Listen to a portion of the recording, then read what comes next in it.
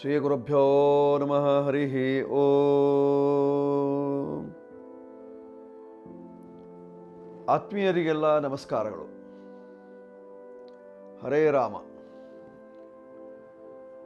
ಶ್ರೀಮಚ್ಚಂದ್ರಕಲಾಧರಾತ್ಮಜಮಜಂ ಶೃಂಗಾರ ಶೋಭಾಕೃತಿಂ ಗೌರೀಪೀನಘನಸ್ತನಾಮಿತಭಯ ಸಾರಜ್ಞವಾಜ್ಞಾಸನಂ ಬಾಲೇಶ ಪ್ರಕಟಾವಿಮಾನ ಜಲದೋ ದಂಚತ್ ಪ್ರಚಂಡಾನಿಲಂ ಸುಬ್ರಹ್ಮಣ್ಯಂ ಅಗಣ್ಯ ಪುಣ್ಯಚರಿತಂ ವಂದೇ ಪರಂ ದೇಶಿಕಂ. ಶ್ರೀ ಸುಬ್ರಹ್ಮಣ್ಯೇಶ್ವರಾಯ ನಮಃ. ಶ್ರೀ ಗುರವೇ ನಮಃ. ಆತ್ಮೀಯರೇ, ನಾವು ಈಗ 2025ನೇ ಇಸ್ವಿಯನ್ನು ಮುಕ್ತಾಯ ಮಾಡ್ಕೊಳ್ತಾ ಇದ್ದೇವೆ. 2026ನೇ ಇಸ್ವಿಗೆ ಕಾಲಿಡ್ತಾ ಇದ್ದೇವೆ. ಆತ್ಮೀಯರೇ, ಈಗಾಗಲೇ ನಾವು 2025ನೇ ಇಸ್ವಿಯಲ್ಲಿ ಸಾಕಷ್ಟು ಕಷ್ಟವನ್ನು ಅನುಭವಿಸಿದ್ವಿ. ಎಷ್ಟೋ ಕಡೆ ಸುನಾಮಿಯೇ ಎದ್ದೋಯ್ತು, ಸಾಕಷ್ಟು ಜನ ಮರಣಿಸಿದರು, ಸಾಕಷ್ಟು ಕಡೆಯಲ್ಲಿ ಜಲಪ್ರಳಯವಾಯಿತು, ಭೂಕಂಪನವಾಯಿತು. ಹೀಗಾಗಿ 2025ನೇ ಇಸ್ವಿ ಅಂದರೆ ನಮಗೆ ಸ್ವಲ್ಪ ಕಷ್ಟದಾಯಕವಾಗಿತ್ತು. ಹೀಗಿರುವಾಗ 2026ನೇ ಇಸ್ವಿ ನಮಗೆ ಏನು ಕೊಡುತ್ತದೆ? 2026ನೇ ಇಸ್ವಿಯಲ್ಲಿ ನಾವು ಏನೆಲ್ಲ ಮಾಡಿಕೊಳ್ಳಿಕ್ಕೆ ಸಾಧ್ಯತೆ ಇದೆ? 2026ನೇ ಇಸ್ವಿಗೆ ಅಧಿಪತಿ ಯಾರು? ಇದನ್ನು ನಾವು ತಿಳಿದುಕೊಳ್ಬೇಕು. ನೋಡಿ, 2026ನೇ ಇಸ್ವಿಯ ಆರಂಭವಾಗುವುದು 2025ನೇ ಇಸ್ವಿಯ ಡಿಸೆಂಬರ್ 31ನೇ ತಾರೀಕಿನ ಮಧ್ಯರಾತ್ರಿಯ ಕಾಲ, ಅಂದರೆ ಬುಧವಾರವೇ ಇರ್ತದೆ. ಸೂರ್ಯ ಉದಯದಿಂದ ಗುರುವಾರ ಆರಂಭವಾಗ್ತದೆ. ಅಂದರೆ 2026ಕ್ಕೆ ನಾವು ಗುರುವಾರದಂದು ಕಂಡುಬಿಡ್ತಾ ಇರ್ತೇವೆ. ಗುರುವಾರ ಎಂದಾಕ್ಷಣದಲ್ಲಿ ಸಾಕಷ್ಟು ನಮಗೆ ಅನುಕೂಲ ಹೇಳುವಂತಹ ಒಂದು ಭಾವನೆ ಇರ್ತದೆ.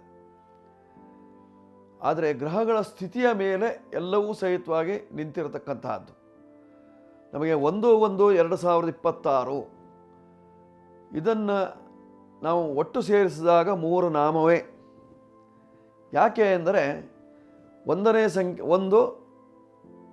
1ನೇ ತಾರೀಕು 1ನೇ ತಿಂಗಳು 2026. ನೋಡಿ, 2026 ಹೇಳಿ ಸೇರಿಸುವಾಗ 2 2 4 6 10 ಆಗ್ತದೆ. ಅಂದರೆ 1 ಅಂದರೆ 3 1ಗಳು ಸೇರುವಂತಹ ಕಾಲವಾಗಿರ್ತಕ್ಕಂಥದ್ದು. ಆದ್ದರಿಂದ 3 1 ಸೇರ್ತು 3 ನಾಮ ಹಾಕಿದಾಗೆ. ಆದ್ದರಿಂದ ಸ್ವಲ್ಪ ಜಾಗೃತಿಯಾಗಿರಬೇಕಾಗಿರ್ತಕ್ಕಂಥದ್ದು ಈ ಸಂವತ್ಸರದಲ್ಲಿ. ಇದು ಗುರುವಾರ ಆರಂಭವಾಗಿರ್ತದೆ. ಗುರುವಾರ ಎಂದಾಕ್ಷಣದಲ್ಲಿ ನಾವು ಗುರುಗಳ ಸೇವೆಯನ್ನು ಮಾಡಬೇಕು, ಅಥವಾ ಗುರು ಮಠಾದಿಗಳಿಗೆ ಹೋಗಬೇಕು, ಗುರುಗಳ ಅನುಗ್ರಹವನ್ನು ಪಡೆದುಕೊಳ್ಬೇಕು. ಗುರು ಆಶೀರ್ವಾದ ಇದೆ ಅಂತಾದರೆ ನಾವು ಗುರಿ ಮುಟ್ಟಲಿಕ್ಕೆ ಸಾಧ್ಯತೆ ಇದೆ ಎಂಬೆಲ್ಲ ಕಲ್ಪನೆಗಳು ಪ್ರತಿಯೊಬ್ಬನಲ್ಲೂ ಸಹಿತವಾಗಿ ಸತ್ಯವೂ ಹೌದು. ಯಾಕೆಂದರೆ ನಮಗೆ ಗುರಿ ಮುಟ್ಟುವುದಕ್ಕೆ ಒಬ್ಬರು ಗುರು ಬೇಕೇ ಬೇಕು.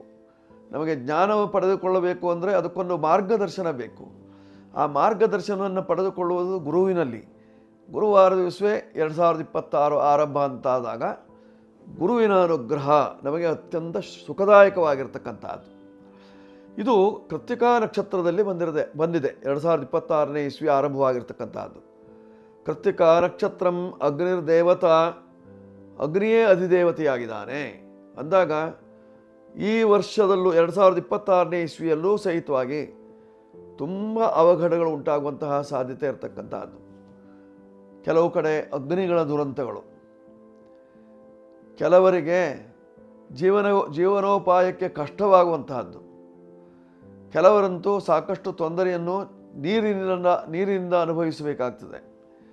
ಕೆಲವು ಭಾಗದಲ್ಲಿ 2026ನೇ ಇಸ್ವಿಯಲ್ಲಿ ಭೂಕಂಪ ಉಂಟಾಗ್ತದೆ. ಸರ್ವ ಸಂಪತ್ ವಿನಾಶಕೃತ, ಸಕಲ ಸಂಪತ್ತುಗಳನ್ನು ನಾಶ ಮಾಡಿಕೊಳ್ಳಬೇಕಾಗ್ತದೆ.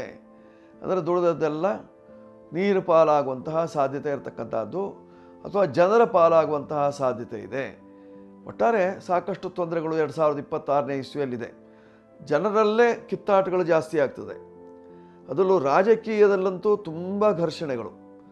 ಕಾರಣ ಈ 1ಕ್ಕೆ ಅಧಿಪತಿಯಾಗಿರ್ತಕ್ಕಂಥವನು ಸೂರ್ಯ, ರಾಜಗ್ರಹ. ಆ ಸೂರ್ಯನು ಧನು ರಾಶಿಯಲ್ಲಿರ್ತಾನೆ.